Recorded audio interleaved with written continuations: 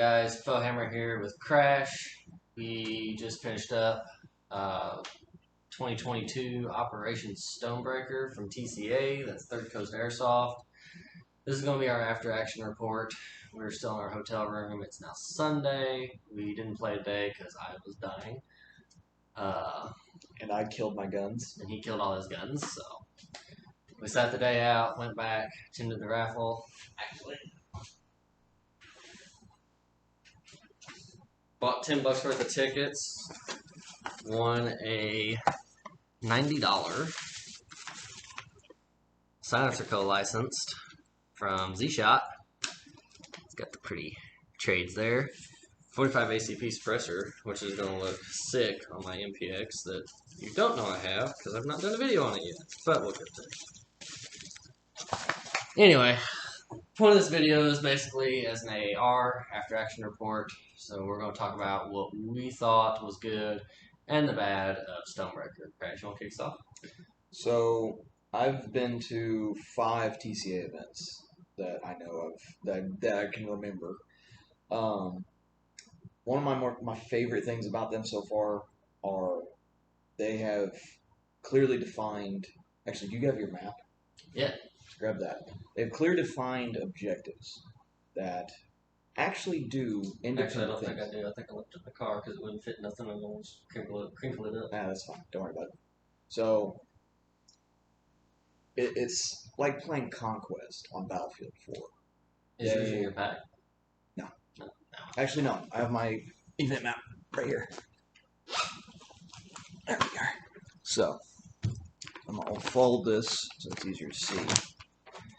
This will come in the player package if you go to a TCA event. Each one of these little green and yellow squares is an objective. And each one does something specific. One is a SAM site, one's a radar, one allows for additional helo drop-offs for your special forces and airborne units, which there are different companies that do different things in each faction. So for the green team, the Eastern Empire, which is what we played for, you have commandos and The Royal Rifles. Royal Rifles. Commandos is your SF, Royal Rifles is your airborne.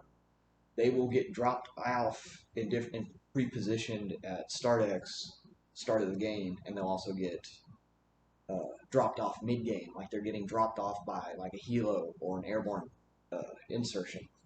So it makes it a much more strategic gameplay style. You have to, as a commander or as just riflemen, you have to think about where people could be. As soon as the game started, we ran out, and the tan SF team immediately was up on the hill engaging down at us. So it's makes it a lot more of a thought-out gameplay. It's not run around and shoot everybody all the time. It's a watch where you're going, or you're going to get schwacked as soon as you start. Yeah, that and it's more objective play style. So that's why I keep going to TCA events. I don't like the here's 70 acres with 500 people run around. That's fun, but I gotta have an objective to go chase. What about you? Me having not been to nearly as many ops as Crash has, this was your 5th TCA, and then you have an AMS or 2 under your belt as well. I believe I'm up on I'm in double-digit milsims. Double-digit milsims. Yeah. The most I have done was I went to 1 AMS event, and this was my first TCA event. So I have not near the milsim experience that he does, and to me, that is also what I'm after. Like, I have skirmished for the 8 years, which if you guys are old watchers of the channel, you've seen all my little skirmish videos at ACS, Nashville Airsoft, places like that. You're aware that, like, that's what I mainly do. And then I only have, technically, 1 major milsim on there, which is AMS Blacksite. Blacksite was great. It was run very smooth, and there were objectives, but even as objective-based as Blacksite was, it is not near as objective-based as what Stonebreaker was. Stonebreaker had... Yeah, but the map. Yeah, the map shows. Like, there is 1, 2, 3, 4, 5, 6, 7 of these objectives to take versus AMS, which mind you, my memory's a little hazy. It's been a few years. I think AMS had like maybe 4 or 5, and then they just had buildings they wanted us to go take to sit in there to stop people from coming. Now, did you ever interact with the objectives at Blackside? Not directly because I'm a very like I'm gonna go in and shoot people and keep everybody back while the rest of my guys take the objective. Okay. Because that's just how I've always been. Like I don't want to be the one that has to run up and get shot trying to type in the code or raise the flag or whatever. But if I have to, I have to. So, sorry to interrupt you on that. With one of the other parts of the objective style that I really enjoy, all the AMS events I've been to, my first one, Op 34-2, they actually had like actual objectives, props, oil drums with QR codes, packets of intel that had a QR code in them. But like other than that, like it's just a QR code or a flag for AMS in my experience.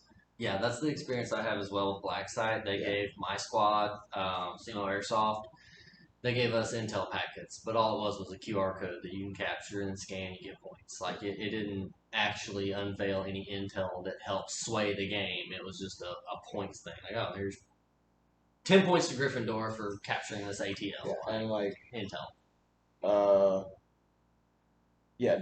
So two of the objectives that we had at Stonebreaker, objective Angel and Diane, are surface-to-air missiles, which provide a 200-foot by 300-foot protected bubble from air insertions and all close artillery. Yeah, JDAMs and artillery strikes. So, and that being said, this objective, mind you, I did not see the one at was it Angel? you saw the one at Angel.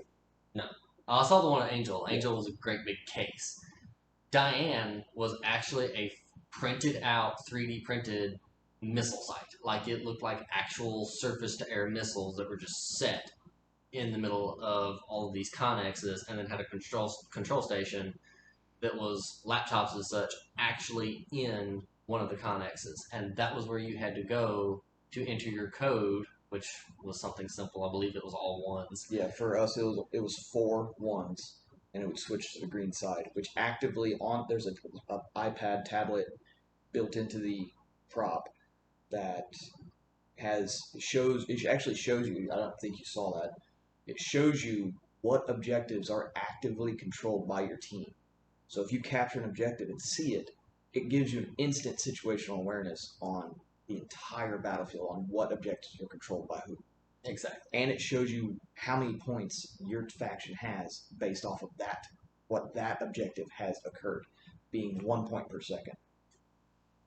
Which is phenomenal. Like I had not experienced, mind you, though, as I said, the only major milsim I've been to was AMS Blackside. I've done several smaller things through ACS, but no offense to Preston if he sees this, he does not have the budget to provide that much yet. I believe he's working on it as fast as that field is growing and as milsim / airsoft oriented as he is.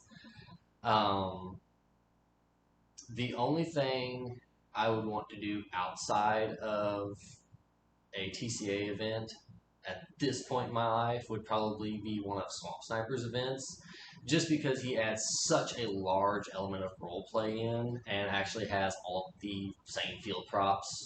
Like if you have to take a missile site with him, there's a missile site there. Yeah. Rescue the downed pilot, he's got an actual like MiG body in his field. So it's very refreshing to see these companies and these fields that have invested money into props that mimic their real world counterparts of things you would have to take in real life. Yeah. Now, we've been blowing a lot of good hot air up TCA. What was a negative for you?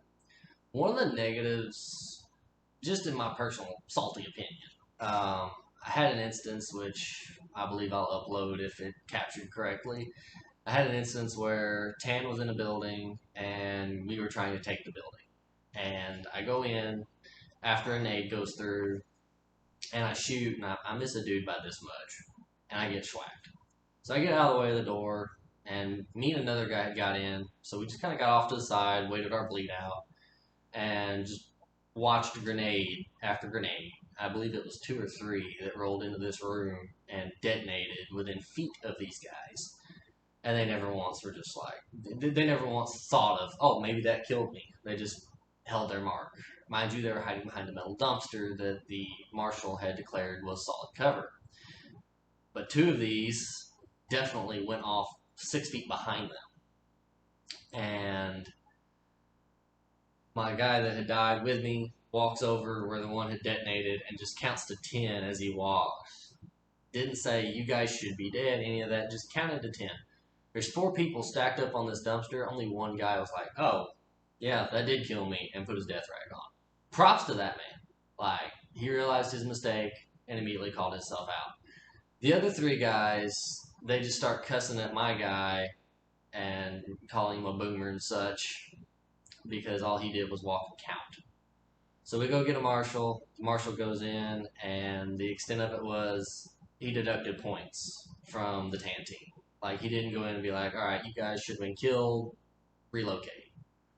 Which is what I'm used to. You know, if you have a discrepancy, everybody goes back, right? Yeah, I can see that. I could definitely get behind that. So that, because, yeah, they lost points, but at the end of the fight, these guys are still hunkered down in this building, and we can't take this building because they're not wanting to call our frags.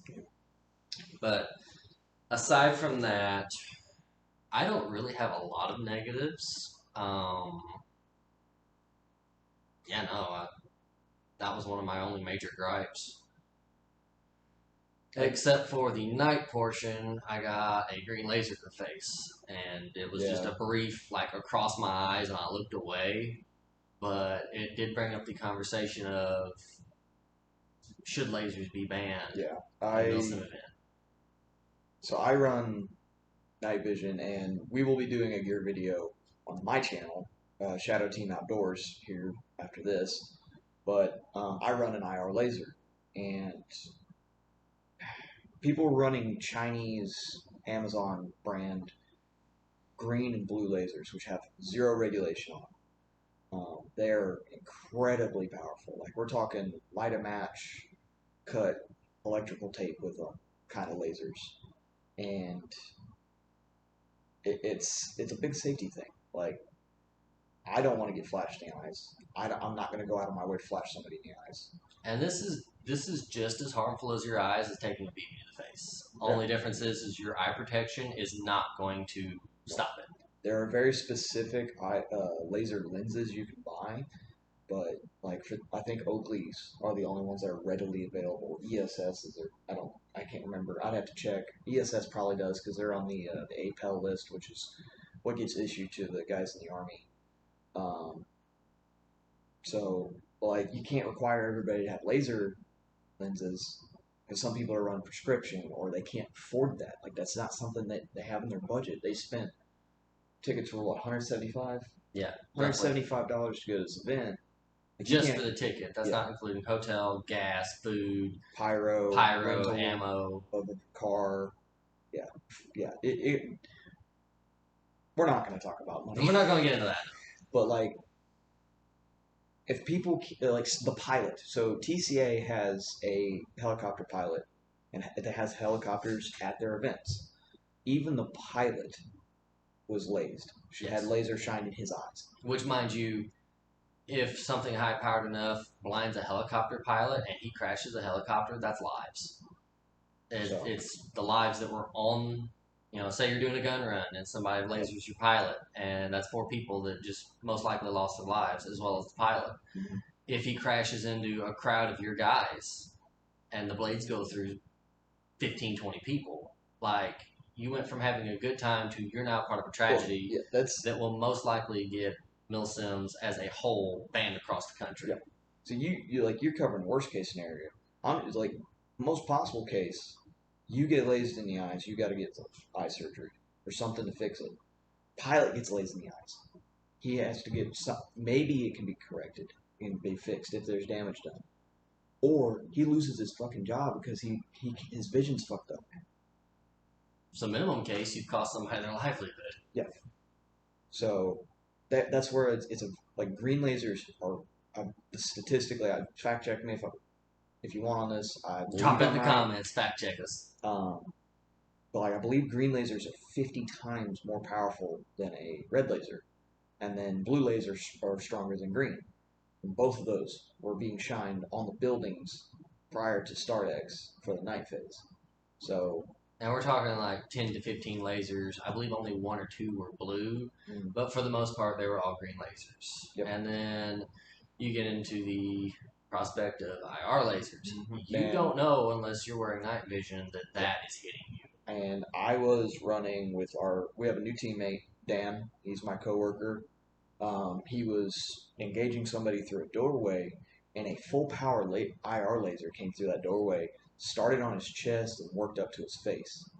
So And you never know. he didn't even know. Had no idea. The only way he knew that something was happening is because I had my nods on, and I was like, "Get out of the doorway, move."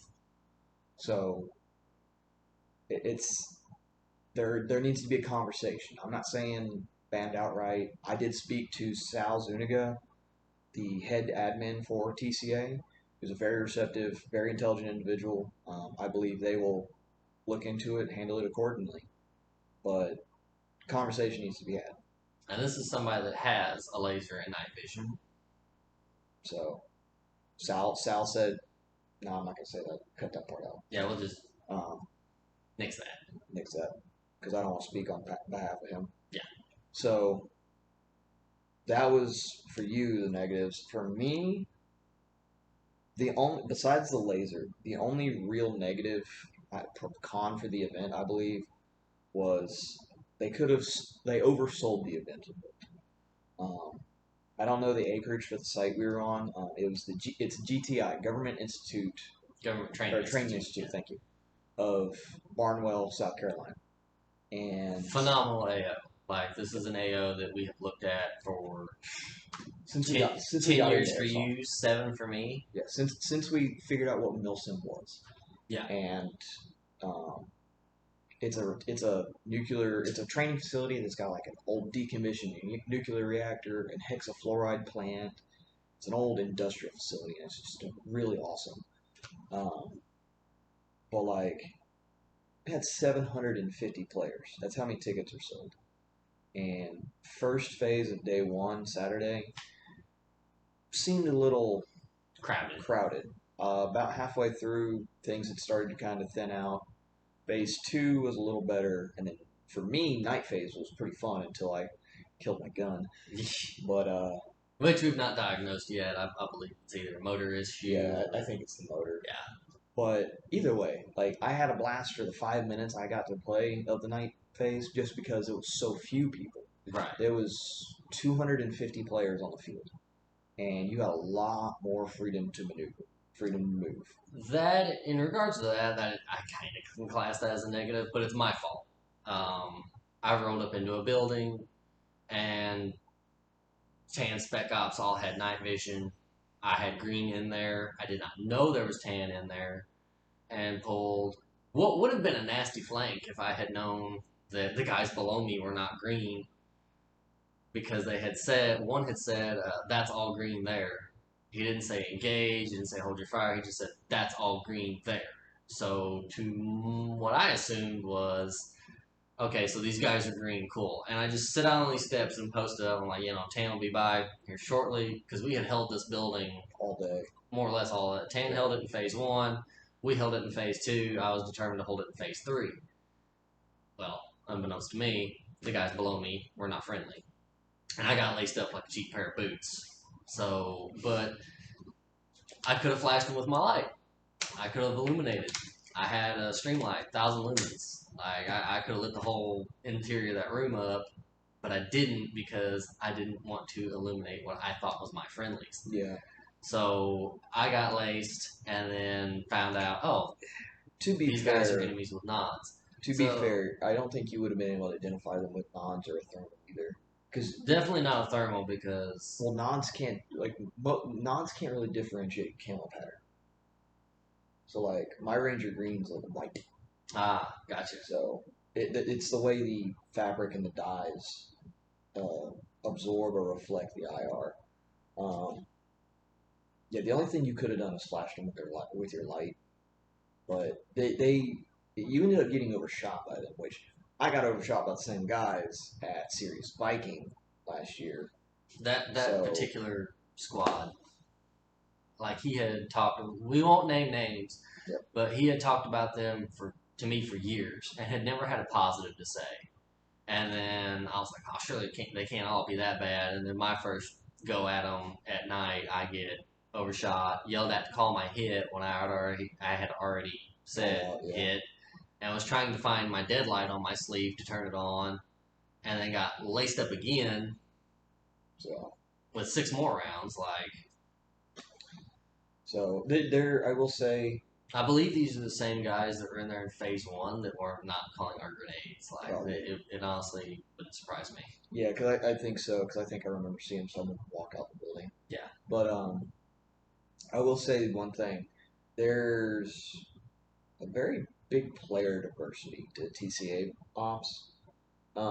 Most of them are under $200 in like the 150, 175 range. I know AMS events are now 200 Like and up. two to four, depending on the AO. Yeah, no, they're 225, 250 Yeah. area. But the only op that goes above $200 for TCA is Sirius Viking because it's at the Guardian Center, Georgia. Um, excellent AO. I plan to go on back with him in tow. Eventually. Um, but For those of you that never played a TC op and aren't quite familiar with Guardian Center, either look up Sirius Viking from TCA or Iron Horse from AMS, and you'll see the op we're talking about. Not that I'm a Novrich fan, but he has a really good video from when he came to the States and went to Iron Horse. Swamp Sniper also has Swamp Sniper has a good one excellent as well. Milsim West event there. Milsim West goes there too. I believe myself and Dan are going to try to hit a Milsim West event this year, time of the year permitting. But just a quick word on those. Those are more of a camping training event with some airsoft sprinkled in. Yeah. You have to have a lot of stuff for those. So, do you think the TCA op was a good starter op for people? To a degree. Yeah. They aren't major sticklers on what weapon you're running as long as you're running the weapon that. So you can't run an LMG as a rifleman, obviously, but if you buy an LMG ticket, an SMG ticket, a DMR ticket, then you can switch into a rifleman role if you're tired. Say you're running sniper, you've been bolt action all day, and you're like, man, this just ain't cutting it. Go back to your car, grab your M4, roll. That is how TCA does, which I really appreciate. I believe next time I'm going to pick up an SMG ticket and run my MPX if I have everything I need for it at that point. And then I will also bring my rifle in case, 315 feet per second isn't going to cut it. I'll drop into something a little more ass. Which I actually had that problem at both Sirius Viking and Starburst. I had gotten SMG tickets, and we'd get into a building, and once we cleared everybody out, we're talking 90 yards to the next building or next area of engagement, and my SMG was just not cutting it. Exactly. So I switched it back into my M4 or my SR25 that had chronoed at Rifleman. But do you think the brakes helped pace the game? The brakes do definitely help pace the game. So unlike AMS or Milsim West, that's just go until index, TCA has an hour and a half, somewhere between an hour and a half worth of breaks. Yeah. So they have an hour and 15-minute break between the first and second phase, and then they have a 2.5-hour break between the second and third. Yes. And then so that gives you plenty of time to go to a local restaurant and get lunch, dinner, rehydrate, rest your legs, rest your back. Yeah. by the time we got to the second break before the night phase, I was beat. And I got in the car, I finished off the sandwich that I had got, drank a bottle of water, took a 20-minute nap, Something like that. something like that. Yeah. Felt good to go. Went and played, had a shitty time due to just my lack of equipment. And mind you, I'm not poorly kitted. I just, you need the green tubes. Yeah, If you you don't want to play in the need dark to a green degree. tubes. You just light. Yeah. I think you can get away with the white light. It's going up against guys with nods. It's going to be hard, but I think if you'd have flashed those, I think you'd have got 4 or 5 before they realized what was going on. Possibly, yeah. They had no situational awareness. No, they had no idea I was up there. They just had nods. The way that I went is there's this side door. You come into this building, and then there's a door here and stairs that go up and around to the complete other side of the building. Now, what I had done was gone up those stairs, and this is a pitch black hallway. So I pulled my phone out and was just using the phone screen to light my way as I walked with my rifle. And then I got to the door and could see clearly one guy who had no idea I was up there. And I just heard, "Did we get all those guys? That's all green over there. Did we get the guys over here?" And they're like, "Yeah, yeah, yeah. Who's this kid?" It's like, there's no way they're talking about me. And then I got shot. So, had I known that that was tan, I most likely could have just hit my light and then there's bodies. But being I assumed poorly, it is what it is. I personally, due to just being tired and hungry and Didn't want to friend feeling like anybody. huh? Didn't want to friendly anybody either. Yeah, like I absolutely hate getting friendly fired and being the one who friendly fires somebody. So that does bring up something about a difference between TCA and AMS. And we've been throwing around those acronyms. The two event companies are Third Coast Airsoft and American Milsim. Yes. TCA, everyone's a medic. Everybody can medic anybody. At AMS, only a squad leader and an actual paid medic role can medic people. Yes, you have to purchase a medic ticket. So you shot your buddy or you shot one of your friend or teammates because you couldn't tell who he was, which I did do at the night phase. I had a guy pull up on me and I was like, and put 3 in his chest. I'd shoot first, ask questions later at this. I'm gonna treat it. You pointed a gun at me. You I'm got gonna take care of you. I looped around and got over there, and when I got over there, there was just enough ambient light that I could tell that these guys were in darker colors than tan. I came around, I was like, "Hey, you guys green?" And they're like, "Yeah." "Hey, that was my bad. I thought you were tan. You pointed at me. Here, let me get you back in, buddy. I'm sorry about that." Completely defused the situation. So if you do mess up and friendly fire, at least you have the ability to get your buddy back in. You don't have to. If you yourself are not a medic or a squad leader, you do not have to wait for one of these to come along. Like at an AMS, like if there was no medics or team leaders around, he was just gonna have to wait his bleed out and then walk all the way back. Go all the way back to the fob. And that sucks for him. I'd have been mad. So it can defuse a lot of that. Another thing that I really like, having been to both an AMS and a TCA event, is if you 1 second. So TCA for their medic system has tourniquets, which is essentially a real tourniquet without the windlass. I'll take it. So do you have your actual tourniquets? Yes. You grab that real quick. So what they've done is they've taken old tourniquets that have been used during training. Sal is actually a member of the armed forces actively. I like the guy. He can be kind of abrasive, but they get these old beat-up tourniquets. He can be kind of abrasive. If you know me, you know I can be abrasive. So I'm not going to open this because it's brand new, but what's the plastic going to do for you? Just be clean. Yeah. So for a real save your life tourniquet, you have your windlass, you have where you put your windlass afterwards, and then you have this.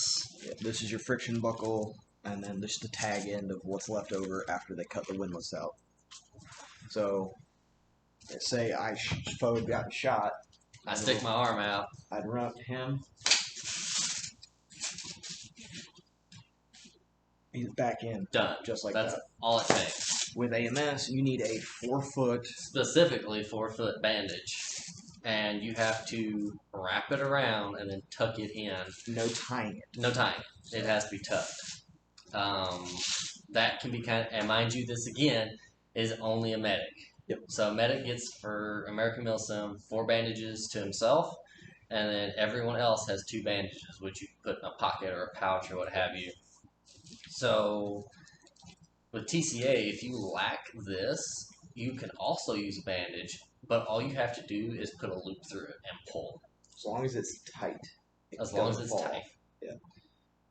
So that is something I very much like better than AMS because, like, that's simple. And these are $12 if they're in stock. And they're a little easier to manage, and they look cooler. And they look cooler. Let's be fair. Airsoft is about looking. Yeah, Airsoft is about looking cool. Exactly. We're grown men. Some of us not. We're running around with toy guns, playing Army. Like, yeah, definitely. But at the end of the day, that's all it is. That's what we're doing. So we might as well look cool while we do it. Yeah, but like, it's just that little bit of coolness factor, and like, you can slide behind somebody and get someone up, and in a matter of less than a minute, you can get most of the squad rebuilt. Exactly. And that would, like, at an AMS event, that would take a while. Yes. And like all of a sudden, enemy's like, oh yeah, I just killed like 5 dudes. And he slow peeks the door to check if somebody's still up or see if there's anybody left. All those dudes are back up and ready. So it can really make things interesting. It really can. Because we had a JDAM hit us at Series Viking. One guy who was outside the building as the JDAM hit ran back in and got 10 people back up. Which, mind you, to me, they brief us and tell us, like, if you are hit by a JDAM or mortar fire, that you can be medic back in. To me, I don't think that should be a thing. Like, it hasn't always been. Gotcha. They've kind of gone back and forth because it is kind of cheap just to kill. Like, if you've got a very difficult captured building. That's an expensive thing to call in, too. Like, you only have a certain amount. I believe it starts out as 3. Yeah, And each squad starts as 3. And that's part of why the objectives are so important. Because a couple of these give you extra. Yeah. Like, one of the objectives gave Betty 5 additional cast strikes. Yeah. Perfect. So these were artillery and mortar, not JDAMs. JDAMs were, I think JDAMs are hard capped at 3. Are they hard capped at 3? Yeah. You just get more. Because the JDAM has a 50-foot kill radius, whereas the mortar and artillery are 20. 20 and grenades are 10. And 10. Yeah. 20 and 10. So 50-foot radius, if you're not doing your space discipline, a 50-foot radius can wipe out a platoon almost. Yeah, so they called one in on a 5-story building at Starburst, and it killed, I think, 50 people. Yeah. At Starburst. So one person per foot. Like. Yeah, there was no medicing at that one either for a JDAM. Yeah. So they wiped out. And to me, that's how it should be. Like, if you're going to spend one of the 3 things that you have that are get you out of a tight situation, then those guys that got nuked should have to go back to spawn. And let's be honest, if you drop a building on somebody in real life, they're not limping away from that. They're going to be fucking hamburger. So I kind of see what you're saying. It would have been interesting, but at the same time, it is a cheap mechanic in a game. This is also true. But I didn't have a problem with it. They actually didn't JDAM us. This is the first TCA event I've been to that I did not get JDAM'd. And I was waiting on it too, man. Yeah, like we were holding, it was a alpha building, and this is the one that I had the incident with the guys in the dark. Mm-hmm. This is also the one that we held for all of phase 2. Like, I was waiting on it. It was, at one point, it was just us 3, me, him, and Daniel, that held this building. We had one other guy. And we had one other guy. He was up in the top of the stairs, floating, or he was watching our rear. Okay. On that door. Oh, good. Because I kept, like, looking around, waiting for Tan to come in that side door I was talking about, but they never did. Yeah, so he was up on the stairs holding an angle in a doorway, just like, you couldn't see him. That had to have been a boring job, but Dan he took it up. Dan held another door and kept people from coming in that way. But and then there's this big bay door that's like a 4-foot drop. that you'd have to climb into. And the amount of guys I schwacked out of that doorway. We had a guy run up and he tried to throw a grenade. He got one grenade in, blew up, nowhere near anybody. He threw his next one and it bounced off. And his response to that grenade was the rest of us were like, like he took 3 grenades within 10 seconds. Within 10 seconds, like that was his response. I'm gonna throw a grenade in. I have 3 back. At one point, so to be clear, this man's running the IWA 4-bangers. I'll grab one. He'll grab one. I was using an Olegay EG67s that he gave me, and these guys. These are nice. So these are $45. I'm actually not impressed with them for the price. But IWA is the only distributor currently in North America, so they charge what they want. With current world events, you can't get tagging stuff right now. Tagging stuff is not in the country. So anybody that has tag things has had them. Yeah. So this blows up 4 times. Boom, boom, boom, boom, in succession like that. In theory. I had 1 that worked properly. I had 3 that I threw that didn't. And mind you, he was not the only one that had these. I watched somebody throw one into our building that it did only go off 3 times. Granted, all of your other grenades in the airsoft world that are pyro only go once. Yeah. So the fact it went 3 is still beneficial. But for the price you pay for that particular pyro device, it should be 4 every time. Yeah, no, the consistency on them's not the greatest. But I think that is kind of beside the fact. Yeah, that's more of a gear video. Yeah. But no, I think you and I was that building where we held Alpha effectively shut down Western forces, the tan teams. Their left side flank. The spawns. So 1 second. Yeah. So y'all are aware. So where the building we're talking about is this here. Yeah, you got a glare. This building here, Alpha. So this is the other tan spawn. At phase 1, we had these 2. So green here, tan here. And then when phase 2 starts, these 2 open up. Which is right here. It's kind of hard to see. Yeah. These are where the majority of tan started spawning, as well as green. And they would all rush through here to this building and hit heavy, heavy green resistance at building Alpha. And you can kind of see... Where is it? Yeah, right here. You can kind of see all those orange marks. It's an orange blur for you guys. Those are cars. So they had to cross that open ground from here up a hill to cross through here. And the way we had it set up, it was just a meat grinder with just a couple riflemen. The amount of people I watched just walk back constantly that I didn't even myself shoot, just hit the people that were outside, was staggering. Yeah, But what brought up the grenades is at one point we get a little bit of reinforcements. We get like 3 guys come in. Mm-hmm. And there's a technical. That is another thing. Most TCA events have technicals, which, if you're not familiar with that phrase, is a vehicle that has some type of machine gun. There were 4 technicals. Or grenade launchers. Like that was scary. We didn't have any of those, thank God. That has sucked. But Airsoft Junkies provided a Humvee with a 30 caliber HPA mounted on top of it. That was the tagging truck, actually. That was the tagging truck? That was the tagging truck. Oh, Junkies has their own separate Humvee. Got it. They weren't running that one, though. I didn't see that one make an appearance. Because no, you're right. That was the Junkies truck. Okay. My bad.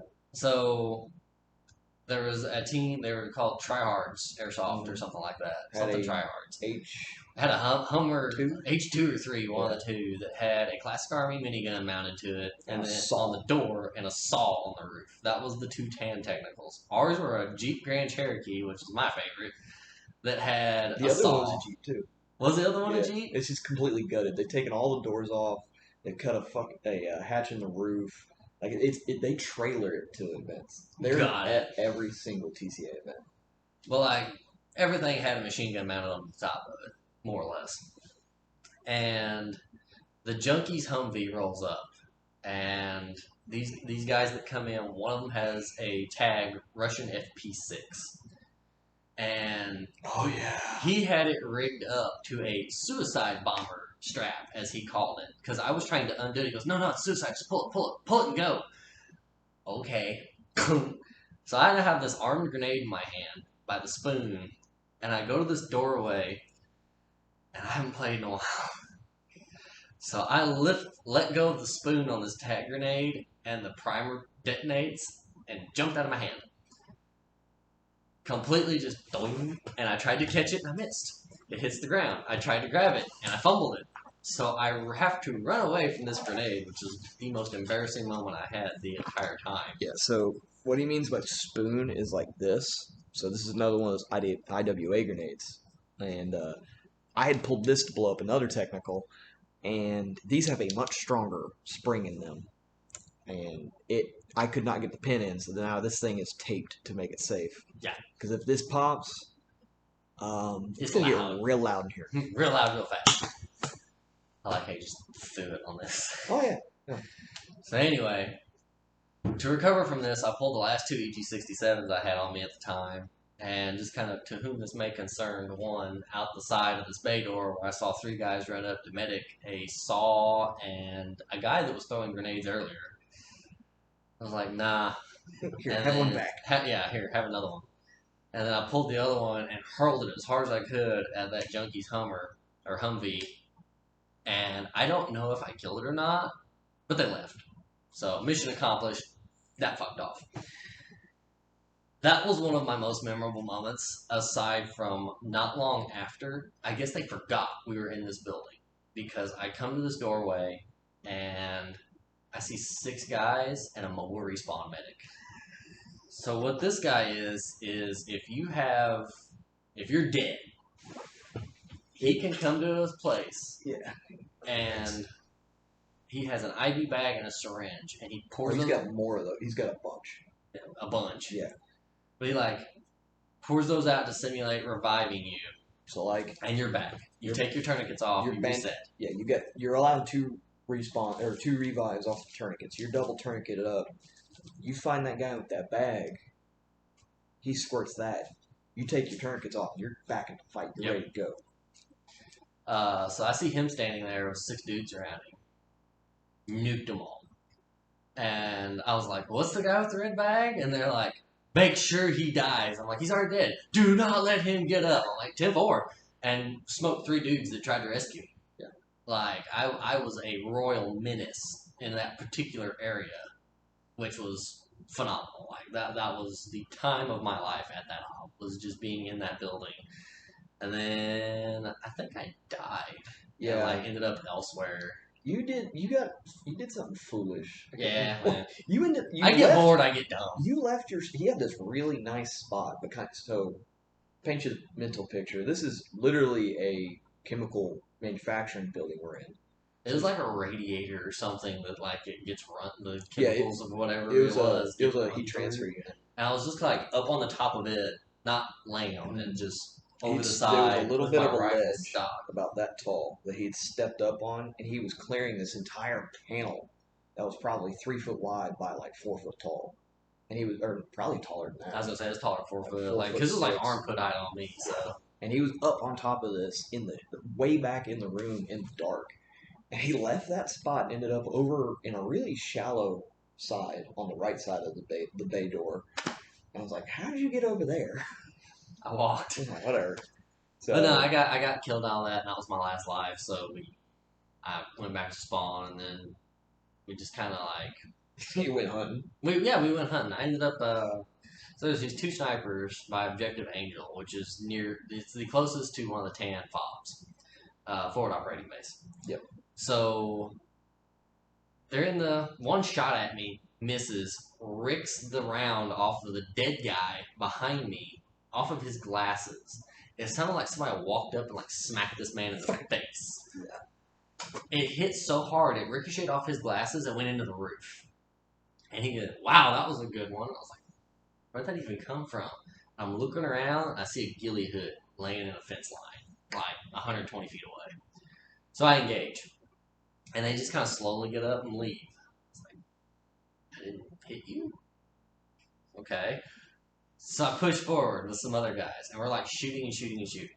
And I'm talking. I'm up on the fourth floor of this building that's next to Angel, overlooking. And if I'd have been known, if you'd have called out where the snipers were, I could have probably shot him. But he just comes. I was like, two. What's your position? I'm going sniper hunting. Essentially, yeah. Okay. I was like, I'm going sniper hunting. I'm turning my radio down so they don't hear me. I will be back.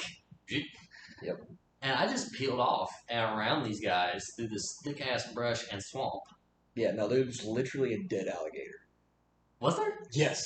Wow. It was a Okay. 4-foot dead alligator missing its entire tail. That's what smelled so bad back there. Huh. I thought it was just the swamp water. So did I until I almost stepped on it. So, I, I peel around these guys, and one of them had already died, and the other one's like engaging my guys. And I can hear them back there, like, how the hell have we not hit this guy yet? How are you not out? And I come up out of the bushes and laced 4 into him. I was like, well, he's dead now. So that was my great sniper hunt. Then, unbeknownst to me, there was going to be an assault on Lola. I thought that was the. I was I like, thought you knew. nah, I had no idea. I was going for him because I could see 3 guys. I was like, I'm going to walk up on these guys. What he didn't know is it was 20 to the left of those guys that I could clearly see, and I had him dead to rights, but he had his radio turned down still. And I was like, 2, slow down, wait for the rest of us so we can do this engage at the same time. Yeah. He kicked off this. He was before I could even 45, 50 yards ahead. Yeah, he was. I was just too going. far, and he was too far away to where I couldn't talk to him to get him to slow down. So You literally had to have bellowed to get a hold of me, and then that'd have fucked up the whole thing. Yeah, all of China would have known where we were. As if they don't already, but they knew where you were. Yeah, they knew where. Actually, they didn't. Like, cause these guys, him and Daniel got gun truck. I did. Well, you got the gun truck, and Yeah. then you got sniped, right? Yeah, sniper hit me from like. The sniper 80. spawned back in. Yeah, that was a fast 5 minutes, but we won't get into that. When we the snipers that he hunted down and killed, like, came back hunting us. Yeah. Because they were mad that we chased them down like the dogs they were. But Foe went off this way, I went off this way, and Dan and some random guy stayed here. Well, when Foe died, the Junkie's gun truck Humvee. Actually, I was alive before that. Before it showed up, yeah. Because I watched it come out of their fob and eat and Daniel. hook left. And I was like, that's going towards my guys. And I heard burn. I was like, ooh, well, there went my reinforcements. Poor Dan was buried up in the tall grass and just got eaten alive by that 30 cal. Well, they thought they had killed him, or killed everybody else, so they started rolling down the trail. I had crawled off into the brush without being seen. I'm laying on my back with a grenade right here. And they get about 40 feet from me, and I just go, yep! And that grenade landed all of 9 feet, 11 inches. It blew up and killed them. It was just on the inside line. Like, it was so close the gunner jumped out and walked it out. I was like, yeah, we're dead. And hence why the other one got its pin pulled, because I was like, oh no, I'm not going to get full autoed by that. I crawled under a trailer when a dead technical was coming by because I couldn't tell whether they were in or not. I was like, nah, not today. So, yeah, that was the last 4 minutes of phase 2. Yeah, that was a blast. But these 3 guys, this is how I died. These 3 guys had engaged them, and then they laid down, and then they called the technical over. So they're walking towards, and they were maybe 40 feet from me, and I decided, all right, I'm going to engage these 3. And I stood up and swacked 2, and I don't know how I didn't hit the 3rd guy, but it's airsoft, whatever. Yeah. He killed me, and I get to looking around, and as close as I was maybe 40 yards from where they were all stacked up. as close as I was, if I could have schwacked them, I probably could have got around them and then got really killed badly by the 20 guys. He did not realize how many there were. No, So it was I a had no idea. ridge, Yeah. and some of them were on the backside, and then there was like 10 just standing on the ridge. And there was a couple I could have probably hit, but I didn't want to engage and give away his position. So Actually, if you probably engaged, that probably would have drew them towards you, and then I could have been mean. well, if you'd have talked on the radio, Yeah, if I'd talked figured on the that radio. out. That's Communication. all right. So squad pros and cons. Let's do that. Squad pros and cons. Let's do a couple pros first. Couple pros. I don't have any pros I do. off the top of my head. We worked. I think other than you going off on an adventure, Which that's me. If you know me, I'm a go on an adventure individual. linking back up and working as a squad, we actually did really well. So Foe has never been to a Milsim with me, and Dan Had never been to a Milsim. This was his first Milsim. He's been playing airsoft less than a year, so very green. But both of them worked really well. We all worked together.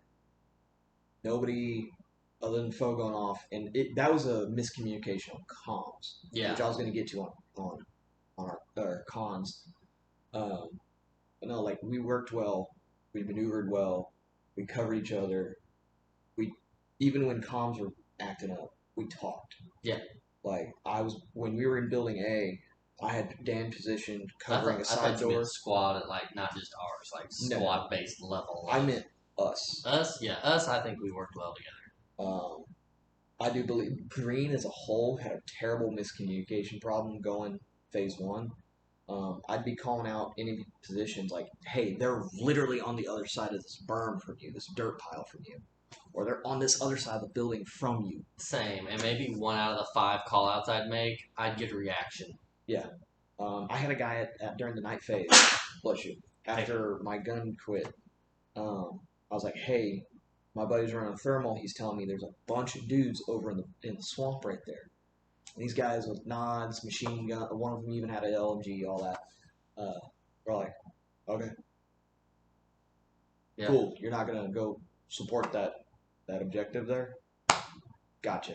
So, just a lot of people wanting to be individuals and not work as a team. We had a moment where it was right before the end of phase 1. I had just spawned back in and was pushing back towards Alpha building that we had managed to take. And there's an entire mass of tan. There was probably 20, 30 dudes that were hiding by these silos, which was also an objective. Yeah, objective. And they were going to push towards Diane. And there's these 10 guys on the other side of the hill from them. And I literally screamed, you have tan by the pipes. Large amounts of tan by the pipes as I'm running up. And they just kind of like looked over that direction and were just like, huh. Yeah. And the Junkies Technical ended up coming by with these 20 guys. They pushed the Hummer too. And they did push the Hummer because the Hummer came up the other road. They hit us with the Hummer, the Humvee, and I think it ended up was like 30 plus at one point. It was insane. Slaughtered. They absolutely pushed through. They did a full sweep. We took Mary and Diane, which were right. It was Angel, Mary, and Diane in a line. We're all on a line with each other. They took all that, swept this way, and there's a ridge line that is the main buildings are up here, and then there's a couple connexes and stuff where he says the connexes are down below the hill. Yeah. They swept around, and he had flushed further down, trying to get away from Tan. I heard, there's a guy on the hill, and gunfire started coming my way, so I was like, I'm not going that way. So I pushed out of the woods up to Alpha, and I got to the wall there, and there's Tan all on the berm. So like where I was is on this side, and then over here is Tan, and then up here with Alpha on the back side is Tan. Over on the other side, down the middle where all the cars were, is Tan, and I'm just like, I got nowhere to go. So I was spinning almost. If you've seen the meme, "Sir, we're surrounded. Excellent. Now we can fire in any direction." That was me in that moment. I was pinning every head that I could find, to try to get away, and then got zapped. We were swacked. So, and when he bailed out of there, I was down in a ditch to where like there was no getting out of quick because it was up to my hips deep on this ridge. So I just buried up in there and put my back to the hill and sunk in that hole as best I could and was engaging the guys down below me. What's funny is after, like you were saying, backing just up a second, he was calling them out to the guys down by Mary, down by the silos, and when we got up to where we were at, fighting the fight over there, I had called out to, hey guys, we're about to get pushed from the ridge line. Again, Nobody had, like one guy was like, okay. Yep. Didn't make any according adjustments. And that's why we were in the tree line, was to be in a concealed position in case that happened. We didn't want to jump up there with the main force. Well, when he got flushed out of his position and everybody above me, all like 20 green guys got just absolutely murdered up along this building above me, I popped my head up, smoked an LMG, looked to my right and saw just a conga line of tan just choo-choo coming through. And I was like, oh. And how do you think I killed that? 5, You got 6? at least 6. Yeah.